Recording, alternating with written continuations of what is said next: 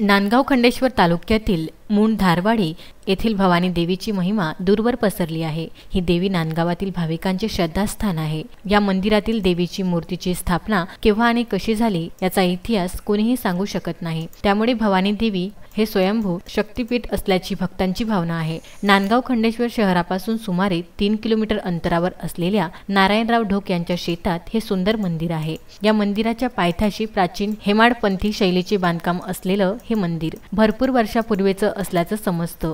तशीच ही मूर्ती शेकडो वर्षापूर्वी कडुलिंबाच्या बुडाशी असल्याचे जाणकारांची मत असून ही स्वयंभू मूर्ती निघाली असल्याचे म्हटलं जातं। नांदगाव खंडेश्वर शहरासह संपूर्ण तालुक्यात हजारोच्या संख्येने भाविक येथे दर्शनासाठी येतात। तालुक्यातील भाविकांची ही कुलदेवी सुद्धा आहे। भवानी देवी ही जागृत देवस्थान असून नवसाला पावणारी देवी म्हणून तिची ख्याती आहे। आपण कुठल्याही अडचणीमध्ये असल्यास या देवीचे नामस्मरण केल्यास त्यातून मार्ग सुकर होतो। आईप्रमाणे ही देवी आपल्या पाठीशी उभी राहत असल्याचं येथील भाविक सांगतात।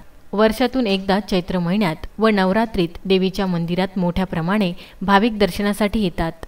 उत्तम ब्राह्मणवाडेसह सागर सव्वालाखे, विदर्भ न्यूज, नांदगाव खंडेश्वर।